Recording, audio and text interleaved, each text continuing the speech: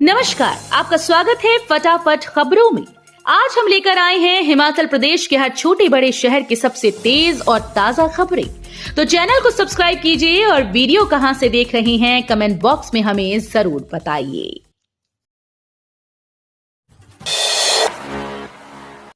Cancer से लड़ने के लिए हिमाचल तैयार, 69 केंद्र स्थापित, विशेषज्ञ डॉक्टर्स की तैनाती, कीमोथेरेपी की मिलेगी सुविधा। कैंसर से लड़ने के लिए हिमाचल ने तैयारी कर ली है। प्रदेश के 68 विधानसभा क्षेत्रों में 69 आदर्श स्वास्थ्य केंद्र स्थापित किए जा रहे हैं। 49 स्थानों पर ऐसे केंद्र खोले भी जा चुके हैं। प्रत्येक केंद्र में 4 से 6 विशेषज्ञ चिकित्सक नियुक्त किए गए। इन केंद्रों में कैंसर रोगियों की कीमोथेरेपी की सुविधा मिलेगी।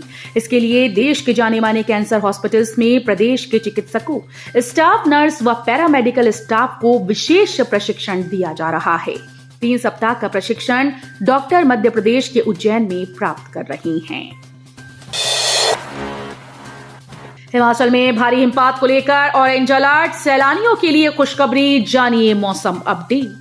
हिमाचल प्रदेश में मौसम विभाग ने हिमाचल के कुछ क्षेत्रों में 27 दिसंबर से अगले 48 घंटे तक भारी बर्फबारी और बारिश का ऑरेंज अलर्ट जारी किया। 29 और 1 जनवरी 2025 को कुछ स्थानों पर हल्की बारिश बर्फबारी की संभावना है। बता दें कि बर्फबारी से न सिर्फ सैलानी खुश हैं, बल्कि राज्य की पर्यटन कारोबारी का भी इसका फायदा मिल रहा है। मौसम विभाग के द्वारा प्रदेश के निचले व मैदानी इलाकों में शीतलहर को लेकर अलर्ट जारी किया गया। वहीं न्यूनतम तापमान की तो प्रदेश के 7 शहरों का पारा माइनस में है। प्रदेश में ताबो -12.1 डिग्री सेल्सियस न्यूनतम तापमान के साथ सबसे ठंडा रहा।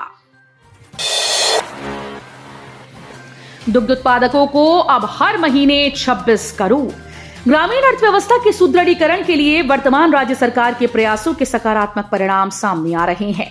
दूध की खरीद मूल्य में ऐतिहासिक वृद्धि के परिणाम स्वरूप सरकार के द्वारा की जा रही दूध की खरीद में लगातार वृद्धि दर्ज की जा रही है। मिल्क फीड अब प्रतिदिन 2 लाख लीटर दूध की खरीद कर रहा है और दूध उत्पादकों के मासिक भुगतान को 8.70 करोड़ से बढ़ाकर 25.62 करोड़ कर दिया गया है, जिससे दूध उत्पादकों को प्रत्यक्ष वित्तीय लाभ मिल रहे हैं। मुख्यमंत्री सुखविंदर सिंह सुक्खू ने कहा कि वर्तमान राज्य सरकार ने दूध आधारित अर्थव्यवस्था को मजबूत करने के लिए अनेक कदम उठाए हैं। प्रदेश सरकार गाय का दूध 45 रुपए प्रति लीटर और भैंस का दूध 55 रुपए प्रति लीटर की खरीद रही है। हिमाचल की 90% आबादी ग्रामीण क्षेत्रों में रहती है। प्रदेश सरकार गांव के लोगों को सुदृढ़ करने के उद्देश्य से पैसा सीधे ग्रामीणों तक पहुंचाना सुनिश्चित कर रही है, ताकि वो आर्थिक रूप से मजबूत हों। किन्नौर पहुंचे राजस्व मंत्री नेगी, सब जेल भवन और स्कूल का किया उद्घाटन, बोले हर बच्चे को मिलेगी बेहतर शिक्षा। किन्नौर में राजस्व मंत्री जगत सिंह नेगी ने रिकांगपिओ में सब जेल भवन और राजकीय प्राथमिक स्कूल कश्मीर कल्पा का उद्घाटन किया। इससे पहले मंत्री ने निचार उपमंडल के फील्ड हॉस्टल भावानगर में लोगों की जन समस्याओं को सुना और सभी शिकायतों व मांगों का चरणबद्ध तरीके से निपटारा करने का आश्वासन दिया। सब जेल भवन का निर्माण 6 करोड़ 70 लाख रुपए से किया गया है, जबकि 65 लाख रुपए में राजकीय प्राथमिक स्कूल का निर्माण हुआ है।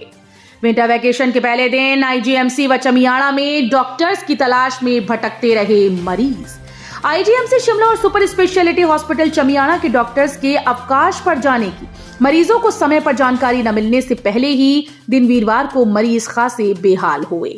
आईजीएमसी शिमला में न केवल जिला शिमला अपितु समूचे प्रदेश के रोगी उपचार करवाने आते हैं और हाईकोर्ट के आदेशों के बाद चमियाड़ा में 4 सुपर स्पेशलिटी ओपीडी का संचालन भी आरंभ कर दिया गया, लेकिन मरीजों को इस बात की जानकारी नहीं थी कि उनके डॉक्टर छुट्टी पर चले गए हैं। नए सत्र से पहले मर्ज होंगे हिमाचल के 550 सरकारी स्कूल, इस वजह से सरकार ने लिया फैसला। हिमाचल में 10 से कम छात्र संख्या वाले स्कूल मर्ज किए जाएंगे, जबकि कुछ स्कूल्स का दर्जा घटाया जाएगा। प्रारंभिक शिक्षा निदेशालय की ओर से इसका प्रस्ताव तैयार कर शिक्षा मंत्री रोहित ठाकुर को भेजा है। इसमें 550 के करीब स्कूल ऐसे हैं जिनमें 10 से कम छात्र संख्या है। इनमें 330 के करीब स्कूल ऐसे हैं जिनको यदि मर्ज कर दिया जाता है तो उसके 2 से 2.5 किलोमीटर की दूरी पर दूसरा स्कूल है। अन्य स्कूल ऐसे हैं जिनमें दूसरे स्कूल की दूरी 2 किलोमीटर से ज्यादा है।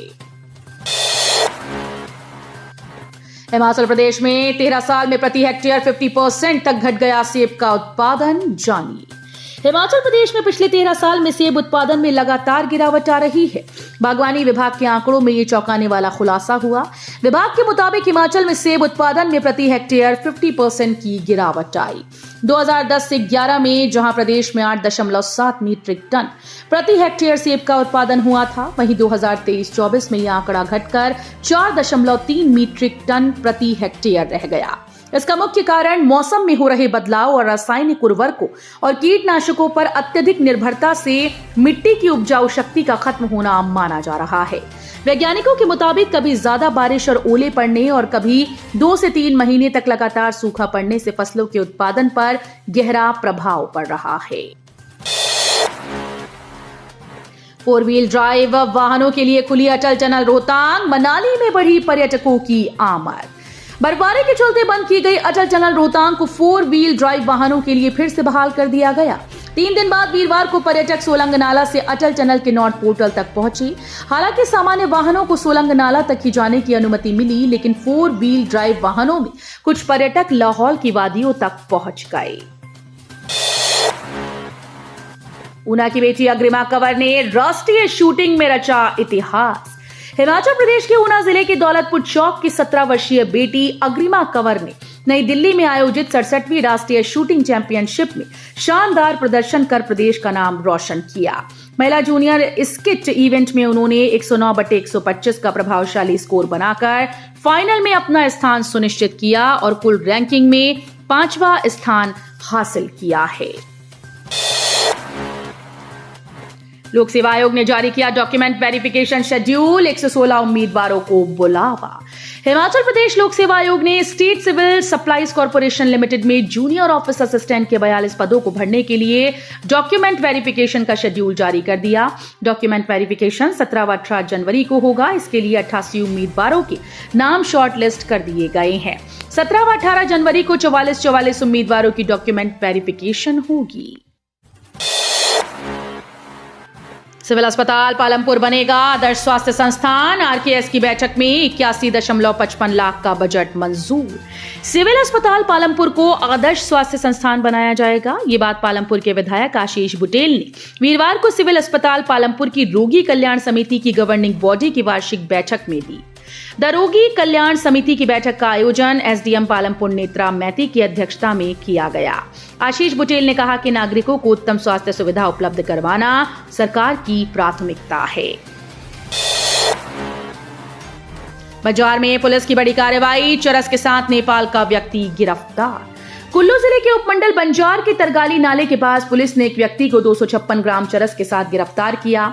आरोपी के खिलाफ मादक पदार्थ अधिनियम के तहत मामला दर्ज कर छानबीन शुरू कर दी गई।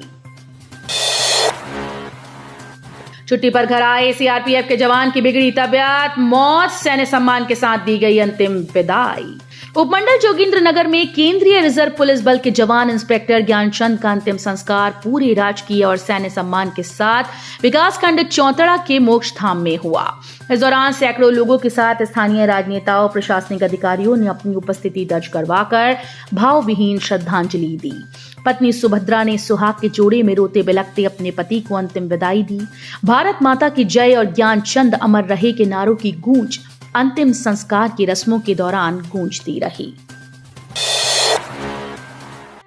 तो ये थी आज की फटाफट खबरें। हम मिलेंगे अगले बुलेटिन में, तब तक के लिए धन्यवाद। जय हिंद।